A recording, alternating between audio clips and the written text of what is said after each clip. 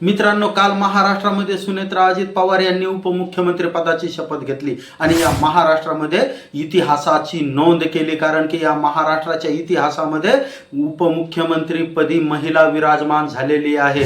मित्रांनो, विराजमान होताच एकाच बाणामध्ये 3 शिकार केलेले आहेत। पहिली शिकार म्हणजे स्वतः विधान परिषदेमध्ये जाऊन उपमुख्यमंत्री पदाचे सूत्रे आपल्याकडे ठेवतील आणि दुसरी शिकार म्हणजे स्वतःची जी खासदारकीची जागा रिक्त झालेली आहे तिथे पार्थ पवार यांना बसवून राज्याचं नेतृत्व करायला पुढे करतील आणि तिसरी शिकार म्हणजे अजितदादा पवार यांची जी जागा खाली झालेली आहे निधनानंतर त्या जागेवर जय पवार यांना भावनिकतेच्या जोरावर भरघोस मतांनी निवडून आणून महाराष्ट्राच्या राजकारणामध्ये सक्रिय करतील, महाराष्ट्राच्या कॅबिनेटमध्ये बसवतील। मित्रांनो, महिलांमध्ये किती शक्ती असते हे काल सुनेत्रा अजित पवार यांनी दाखवून दिलेलं आहे आणि या महाराष्ट्राच्या इतिहासामध्ये प्रथम महिला उपमुख्यमंत्री होण्याचा मान मिळवला आहे। मित्रांनो, मी बाळासाहेब गाडेकर, आपण पाहत आहात महाराष्ट्राची निडर राजकीय वास्तव्य। जय महाराष्ट्र।